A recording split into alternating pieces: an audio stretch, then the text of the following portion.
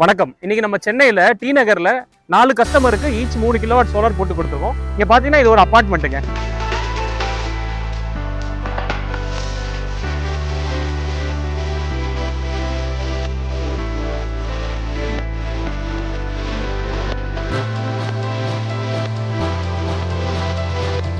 அபார்ட்மெண்ட்ல இருக்க மக்கள் நிறைய பேருக்கு அபார்ட்மெண்ட்ல சோலார் போடணும்னா என்ன ப்ரொசீஜர், அதுக்கு என்ன ப்ராசஸ்ன்ற டவுட்ஸ் வந்து நிறைய பேருக்கு இருக்கு.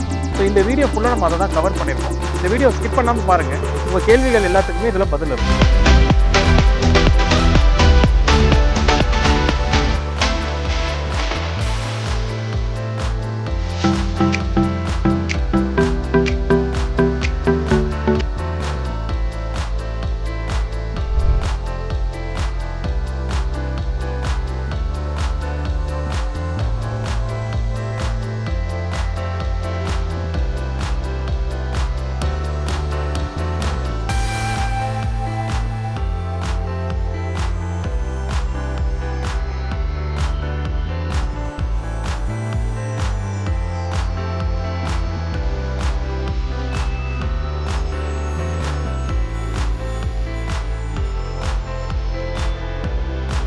அபார்ட்மெண்ட்ல இருக்க காமன் பப்ளிக், அதாவது பொதுமக்கள் யாராவது சோலார் போடணும்னு விரும்புறாங்க, அவங்க வீட்டில் ஒரு 6 வீடு இல்லை 7 வீடு இருக்கு அந்த அபார்ட்மெண்ட்ல அப்படின்னா, ஃபர்ஸ்ட் ப்ரையாரிட்டி அவங்க என்ன பண்ணணும்னா, மற்ற வீட்டுக்காரங்கிட்டலாம் ஒரு என்ஓசி வாங்கிக்கிறது நல்லது. நோ அப்ஜெக்ஷன், அதாவது அவங்க வீட்டு மாடியில் சோலார் போடுறதுக்கு மற்ற யாருக்கும் ஆட்சேபனை இல்லை அப்படின்னு ஒரு கையெழுத்து வாங்கிக்கிறது நல்லது. இது என்ன ரீசனுக்காக சொல்றோம் அப்படின்னா, ஒன்ஸ் கன்சியூமர் வந்து சில இடத்துல வந்து சைன் பண்ணிடுறாங்க எங்க வீட்டில் சோலார் போடுங்கன்ட்டு, பட் மற்றவங்க கிட்ட யாருக்கிட்ட இன்ஃபார்ம் பண்றது கிடையாது. நம்ம மெட்டீரியல்ஸ் ஒன்ஸ் அபார்ட்மெண்ட்டுக்கு வந்த பிறகு மித்த வீட்டுக்காரங்களாம் அப்போஸ் பண்ண ஆரம்பிச்சிடுறாங்க. நீங்கள் எங்ககிட்டலாம் என்ஓசி வாங்காமல் எப்படி நீங்கள் ப்ரொசீட் பண்ணலாம் அப்படின்னு சொல்லிட்டு. ஸோ இந்த மாதிரி ஒரு ஹேர்டில்ஸை வந்து கம்மி பண்ணுறதுக்காக ஒன்ஸ் சோலார் போடணும்னு விரும்புகிறாங்க அப்படின்னா, மற்ற வீட்டுக்காரங்கிட்ட இன்ஃபார்ம் பண்ணுறது, அட்லீஸ்ட் ஒரு என்ஓசி இல்லைனா இது மாதிரி எங்கள் வீட்டில் போட போகிறாங்கன்னு ஒரு இன்ஃபர்மேஷன் கொடுக்கறது, ஐ மீன் சொன்ன பிறகு மற்றவங்களும் ப்ரொசீட் பண்ணுங்கன்னு சொல்லிட்டாங்கன்னா வெல் அண்ட் குட். ஏன்னா சில நேரத்தில் வந்து கடைசி நேரத்தில் நிறைய சேஞ்சஸ் நடந்துகிட்டு இருக்கு. நீங்கள் யாரை கேட்டு சோலார் போடுறீங்கன்ற ஒரு பிரச்சனை ஓடிட்டு இருக்கு. ஸோ அதனால அந்த என்ஓசி வாங்குறது ரொம்ப இம்பார்ட்டண்டான விஷயம்.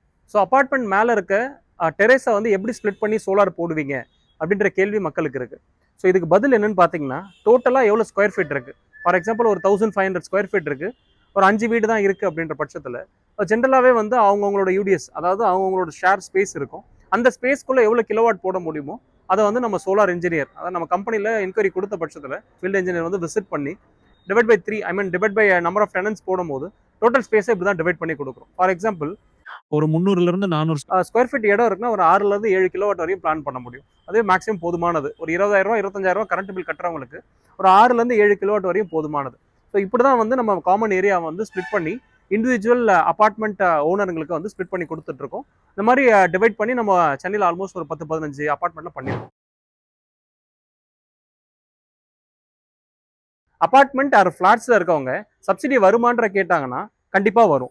ஆக்சுவலா இந்த கன்சியூமர் நம்பர் யாரோட பேர்ல இருக்கோ அவங்க தான் அபார்ட்மெண்ட் ஓனர்ன்ற பட்சத்துல கண்டிப்பா அப் டு 78,000 வரையும் சப்சிடி கிடைச்சிட்டு தான் இருக்கு. இப்போ காமன் ஏரியாவை பொறுத்தவரை அப்படியே இப்போ காமன் ஏரியாவுக்கு வந்தீங்கன்னா, காமன் ஏரியாவுக்கு சப்சிடி இருக்குமா அப்படின்ற கேள்வியே நிறைய பேருக்கு இருக்கு.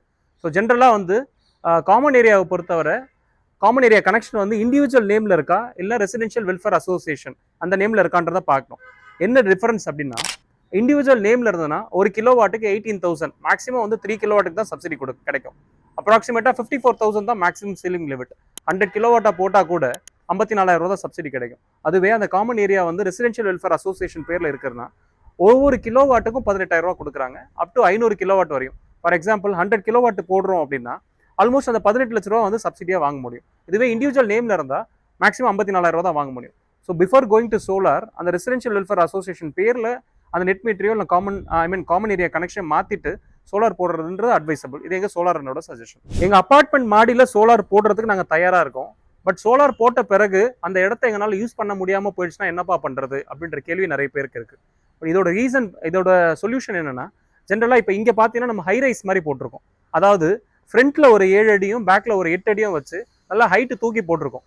இந்த மாதிரி போடுறதுனால கீழே இருக்க ஏரியா ஃபுல்லா வந்து மக்கள் வந்து பயன்படுத்திக்கலாம். ஸோ இந்த இடத்தெல்லாம் பாத்தீங்கன்னா அதாவது பாத்து எல்லாம் கொடுத்து வாக்வே எல்லாம் கொடுத்து கிளீனிங்காக ப்ரொவிஷன் பண்ணியிருக்கோம். பேனல் நம்ம சோலாரை பொறுத்தவரை அட்லீஸ்ட் ஒரு 2 மாசத்துக்கு ஒரு வாட்டியாவது கிளீன் பண்ணணும். பண்ற பட்சத்தில் நல்ல ப்ரொடக்ஷன், நல்ல எஃபிஷியன்சி, யூனிட்ஸ் வந்து எப்பயுமே கண்டினியூஸாக ஜென்ரேட் ஆகிட்டு இருக்கும். அந்த பர்பஸ்க்காக இங்கே நம்ம வாக்வே எல்லாம் செட் பண்ணி லேடர்லாம் போட்டு கொடுத்துருக்கோம். இந்த லேடரில் ஏறி பேனலை வந்து க்ளீன் பண்ணிட்டு இருக்காங்க இந்த அப்பார்ட்மெண்ட்டில். சில வீட்டில், அதாவது சில அப்பார்ட்மெண்ட்டில் பார்த்தீங்கன்னா மேலே வந்து மாடி அக்சஸே பண்ண மாட்டாங்க, ஒன்ஸ் இன் வயல் தான் யூஸ் பண்ணுவாங்க. இந்த ஃப்ளோரிங் ஸ்பேஸ்லாம் யூஸ் பண்ண மாட்டாங்க. அவங்க ஜென்ரலாக என்ன பண்ணாங்கன்னா லோ ரைஸாக போட்டுக்கலாம். அதாவது தரையில் வந்து ஒரு 2 அடி 3 அடி போடுற பட்சத்தில் எப்பயுமே அவங்க நினைச்ச போது க்ளீன் பண்ணுறதுக்கும் வசதியாக இருக்கும். அட் த சேம் டைம் பேனலும் வந்து பேரப்பட் வால்குள்ளேயே இருக்கும். இந்த மாதிரி ப்ராஜெக்ட்ஸும் நம்ம பண்ணிட்டு இருக்கோம். ப்ளஸ் ஹைரைஸ் ப்ராஜெக்ட்ஸும் நம்ம பண்ணிட்டு இருக்கோம். ஓகே, அப்பார்ட்மெண்ட்டில் நாங்கள் போட்டுட்டோம். மேலே நிறைய சின்ன பசங்கள்லாம் விளையாடிட்டு இருக்காங்க. அவங்க கை தெரியாமல் கை எங்கேயாவது பட்டுட்டு அவங்களுக்கு ஒரு வேளை ஷாக் அடிக்குமா, இல்லை எர்த்திங் பண்ணுமா அப்படின்ற கேள்வியெல்லாம் நிறைய பேத்துக்கு இருக்குது. ஜென்ரலாக பார்த்தீங்கன்னா சோலார் பேனல்ஸுக்கு 3 எர்த்திங் ப்ராப்பராக கொடுத்தா எர்த்திங்ன்ற ப்ராப்ளமே வராது. 3 எர்த்திங் ஜென்ரலாக நம்ம கொடுக்க வேண்டிய கட்டாயம். ஒன்று பார்த்தீங்கன்னா லைட்னிங் அரஸ்டர். லைட்னிங் அரஸ்டர் எப்பயுமே ஒரு டாப் ஏரியாவை பார்த்து, அதாவது பீக் ஏரியாவை பார்த்து லைட்னிங் அரஸ்டர் வைப்போம். லைட்னிங் அரஸ்டர் வச்சா ஐ மீன் லைட்னிங் ஏதாவது வருது, இல்லை தண்டர்ஸ்டார்ம் ஏதாவது வருதுன்னா அதை அப்சர்வ் பண்ணி கிரவுண்ட் பண்ணிடும், ஃபர்ஸ்ட் விஷயம். செகண்ட், சோலார் பேனல்ஸ்க்கும் ஸ்ட்ரக்சர் இருக்கும். அதாவது இந்த ஜிஐ ஸ்ட்ரக்சர் எல்லாமே ஒரு கனெக்ஷன் இருக்கும். ப்ளஸ் சோலார் பேனல் இது எல்லாத்தையுமே கனெக்ட் பண்ணி ஒரு எர்த்திங் கொடுப்போம்.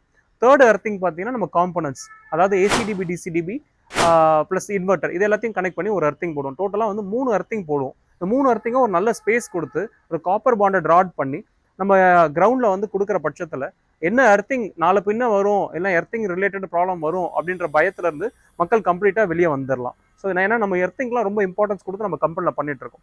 எங்கள் அப்பார்ட்மெண்ட் வந்து ஆல்மோஸ்ட் ஒரு 10 மாடி ஹைட் இருக்கு, சிலர்லாம் 15 மாடி கூட இருக்காங்க. அதுக்கு மேலே ஒரு சோலார் ஸ்ட்ரக்சர் போட்டால் காற்றுலையும் மழையிலையும் மற்றபடி வேற ஏதாவது புயல்லையும் வந்து உங்களோட ஸ்ட்ரக்சர் நிற்குமா, உங்களோட பேனல்லாம் பறந்துருமான்ற கேள்வியை நிறைய பேர் கேட்குறாங்க. ஜென்ரலாக பார்த்தீங்கன்னா இப்போ நம்ம ஸ்ட்ரக்சர்ஸ், அதாவது சோலார்லேருந்து போடுற ஸ்ட்ரக்சர்ஸ் வாங்க ஒன்றா சொல்கிறேன் நான். இப்போ எல்லாமே வந்து பில்லரை பொறுத்தவரை நான் ஸ்டார்டிங்லேருந்து எல்லா வீடியோலையும் பார்த்துருப்பீங்க.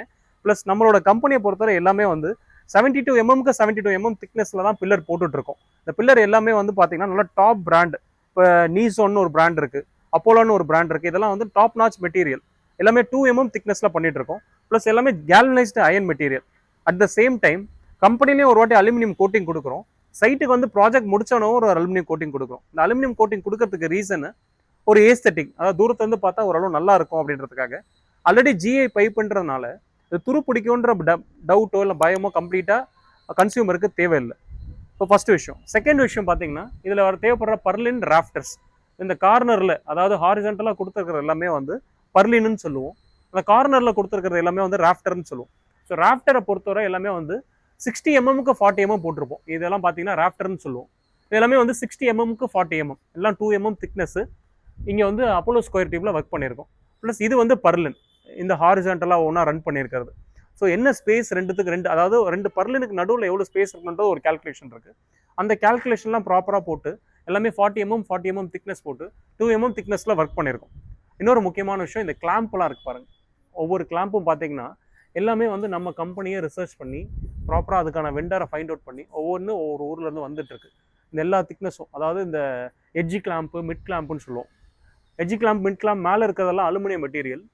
அந்த யூ கிளாம்ப் மாதிரி இருக்கிறது பார்த்தீங்கன்னா எல்லாமே SS304. SS304 ஜென்ரலாக துரு பிடிக்காது. அட் த சேம் டைம் கீழே இருக்க பட்டி, இந்த பட்டி பார்த்தீங்கன்னா இங்கே மேலே இருந்து பேனலை வந்து இறுக்கி டைட்டாக பிடிச்சிக்குது. இந்த அளவு நம்ம ஸ்டேபிளாக ஒர்க் பண்ணுற பட்சத்தில் பேனல் பறந்துடும், இல்லை பேனல் வந்து சாஞ்சிரும், இல்லை காற்றுல ஆடும் அப்படின்ற பயம் வந்து ஜென்ரலாக வந்து காமன் பப்ளிக்கு இருக்கணும்னு அவசியம் கிடையாது. அட் த சேம் டைம் இன்னொரு முக்கியமான விஷயம், நம்ம கான்கிரீட், இப்போ நம்ம போட்டிருக்க பில்லரில் பார்த்தீங்கன்னா கீழே வந்து கான்கிரீட் போட்டிருப்போம். ஆல்மோஸ்ட் இது ஒரு 9 inch கான்கிரீட். இந்த பில்லர் வந்து போடுறதுக்கு நம்ம கான்கிரீட்டில் ஆங்கர் ஃபாஸ்னர் அடிக்கிறோம். M10 M12ன்ற மாதிரிலாம் ஆங்கர் ஃபாஸ்னர் இருக்குது. அந்த ஆங்கர் ஃபாஸ்னரை கான்கிரீட்டில் டில் பண்ணுவோம். டில் பண்ணுற பட்சத்தில் நல்லா டைட்டாக வந்து இறுக்கி பிடிச்ச பிறகு அதில் லாக் ஃபிக்ஸ்னு ஒரு கெமிக்கல் இருக்குது. லாக் ஃபிக்ஸ் வந்து ஒரு ஸ்டேபிளாக ஒரு ஸ்ட்ரக்சர் இருக்கணும், ஒரு மெட்டீரியல் வந்து ஆடக்கூடாது அசையக்கூடாதுன்னு சொல்லிட்டு பயன்படுற ஒரு முக்கியமான காம்பனண்ட்.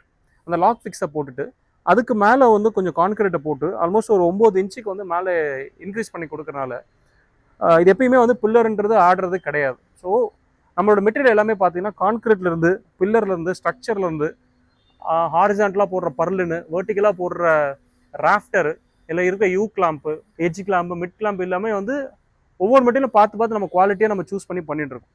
இதெல்லாம் கொடுக்கறதுனால இது 10 மாடி இல்லை 20 மாடியில் போட்டாலும் என்ன காற்று அடித்தாலும் சரி மெட்டீரியலும் ஆடாது, ஸ்ட்ரக்சரும் ஆட போகிறதில்ல, பேனலும் பறக்குன்ற பயம் வந்து 1% கூட கஸ்டமருக்கு இருக்கணுன்ற அவசியம் கிடையாது. இதை நீங்கள் மேலே உடச்சிங்கன்னா ஒழுவும், இல்லைனா வந்து வேறு ஏதாவது பில்டிங் சேதாரம் ஆகும் அப்படின்ற மாதிரியும் பயம் வந்து சில பேருக்கு இருக்குது.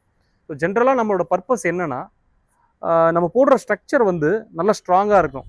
சில வீட்டிலலாம் வந்து மேலோட்டமாகவே வந்து அதாவது ஒரு 2-3 இன்ச்சஸ்க்கு வந்து ஃபுல்லாக வந்து சிமெண்ட் இருக்கும், அதுக்கு அடுத்தது தான் கான்கிரீட் இருக்கும்.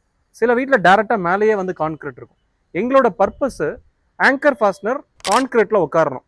அது 3 இன்ச்சு தாண்டி இருந்தாலும் அந்த ஆங்கர் ஃபாஸ்னர் போய் கான்கிரீட்டில் மீட் பண்ணுற வரையும் மேலே இருக்க இடத்த உடைப்போம். இல்லை டேரெக்டாக மேலேயே கான்கிரீட் தான் இருக்குது அப்படின்னா அந்த இடத்துல நம்ம உடைக்கணும்னு அவசியம் கிடையாது. ஸோ டேரெக்டாக நம்ம பேஸ் பிளேட்டை வச்சுட்டு அதுக்கு மேலே ஆங்கர் ஃபாஸ்னர் அடிச்சிடலாம். ஸோ நம்ம ஆங்கர் ஃபாஸ்னரோட சைஸு, ஏன்னா சில வீடியோலலாம் சிலர் கமெண்ட் போட்டிருந்தாங்க 8 இன்ச்சு 10 இன்ச்லாம் எப்படி நீங்கள் ஹோல்ட் பண்ணி ட்ரில் பண்ணி இறக்குறீங்க அப்படின்ட்டு. நான் சொல்ல வந்தது நம்ம ஆங்கர் ஃபாஸ்னரோட சைஸ் 8 இன்ச்சு 10 இன்ச்சு. அது உங்களுக்கு கான்கிரீட்குள்ளே ஒரு மேக்ஸிமம் ஒரு 2-3 இன்ச்சஸ் தான் இறங்கும், மித்த இருக்கிறது வெளியே தான் இருக்கும். அதை நம்ம கான்கிரீட் போடும் போது கவர் ஆகிடும்.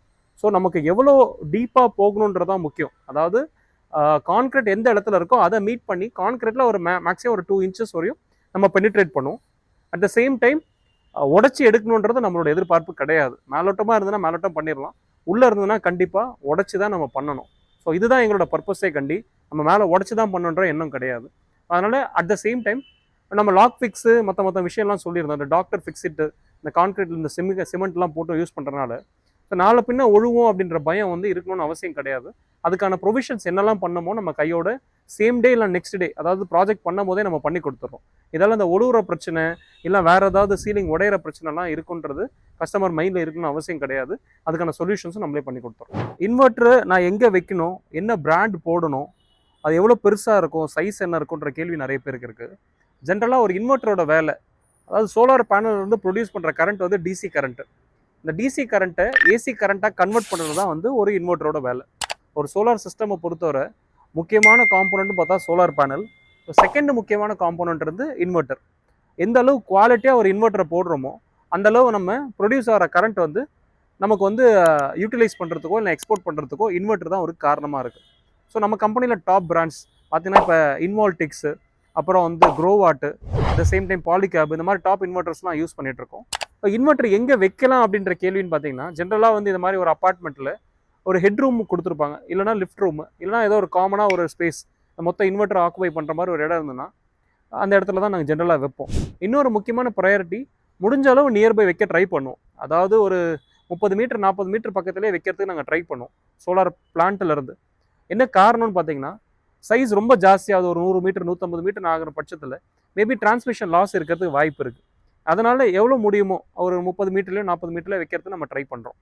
ஸோ ஒரு அப்பார்ட்மெண்ட்டில் இருக்கிற மொத்த டெனன்ஸும், ஐ மீன் ஒரு 10 வீடு இருக்குன்னா எல்லாருமே சேர்ந்து ஒன்றா ஒரு டெசிஷன் எடுத்து சோலார் போடணுன்ற எண்ணத்துக்கு வந்தாங்கன்னா சில அட்வான்டேஜஸ்லாம் இருக்குது. ஃபார் எக்ஸாம்பிள் மெட்டீரியல் ப்ரொக்யூர்மெண்ட்டு பல்காக பண்ண முடியும். அட் த சேம் டைம் இங்கே பைப்ஸ் எல்லாம் வந்து நம்ம மொத்தமாக சேர்த்து பிளான் பண்ணிடலாம். ஒவ்வொருத்தரும் ஒவ்வொரு டைமில் போகிறாங்க அப்படின்னா தனித்தனியாக நம்ம இண்டிவிஜுவலாக 1 இன்ச் பைப் போடுற மாதிரி இருக்கும். இதுவே ஒரு 4 வீடு 5 வீடு சேர்ந்து வர பட்சத்தில் இப்போ இங்கே இருக்க ஒயர்ஸ்லாம் நம்ம ஒரே பைப்பில் கொண்டு வந்துட்டோம், மொத்தமாகவே ஒரு பைப் ரன் பண்ணி எல்லா ஒயர்ஸும் அதிலே கொண்டு போயிட்டோம். ப்ளஸ் காமன் ஏரியா, அதாவது ஏரியாவை பிளான் பண்ணுறது, எந்தெந்த இடத்துல எந்தெந்த பிளான்ட் வரணுன்ட்டு எல்லாரும் ஒரே நேரத்தில் போடுற பட்சத்தில் மியூச்சுவலாக ஒரு டைம் அக்ரி பண்ணி நம்ம போட்டுடலாம். ஸோ இந்த மாதிரி வந்து நிறைய அட்வான்டேஜஸ்லாம் இருக்குது. ஸோ எங்களோட சஜஷனும் கூட இன்ஸ்டெட் ஆஃப் ஒருத்தவங்க கம்ப்ளீட்டாக சோலார் போடணும்னு முடிவு பண்ணுறதை விட அந்த அப்பார்ட்மெண்ட்டில் இருக்க maximum number of peoples convert ஆகுறாங்கன்னா எல்லாருக்கும் கரண்ட் பில்லும் குறையும்.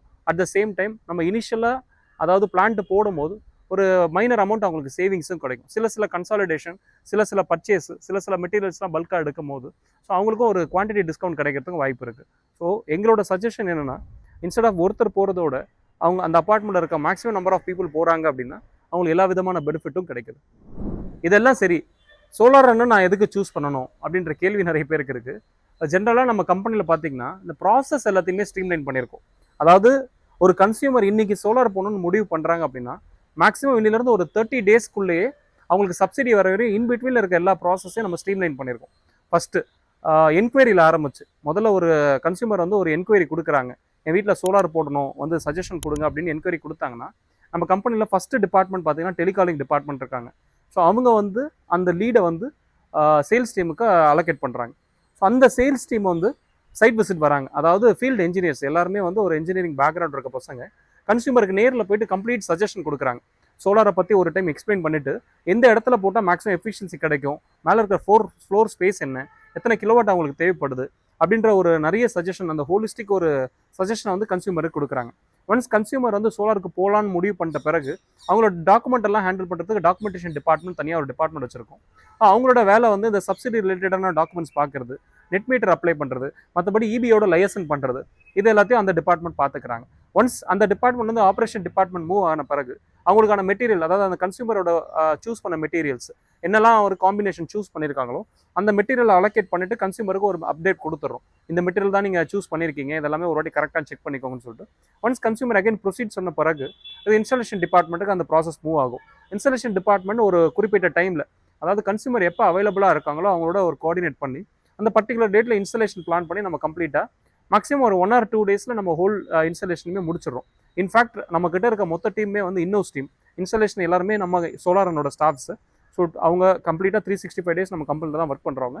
சோலாரன் பொறுத்தவரை ஒரு ப்ரைவேட் லிமிடெட் கம்பெனி, எல்லாருமே வந்து இன்னோஸாக ஸ்டாஃப் வச்சுருக்கோம் நம்ம. ஸோ இன்ஸ்டாலேஷன் முடிஞ்ச பிறகு நம்ம அகைன் டாக்குமெண்டேஷன் டிபார்ட்மெண்ட்லேருந்து ஒரு அக்ரிமெண்ட் எடுத்து வந்து கன்சியூமர் கிட்ட சைன் வாங்கி அதை எடுத்துகிட்டு போய் இபியில் ஹேண்ட் ஓவர் பண்ணணும்.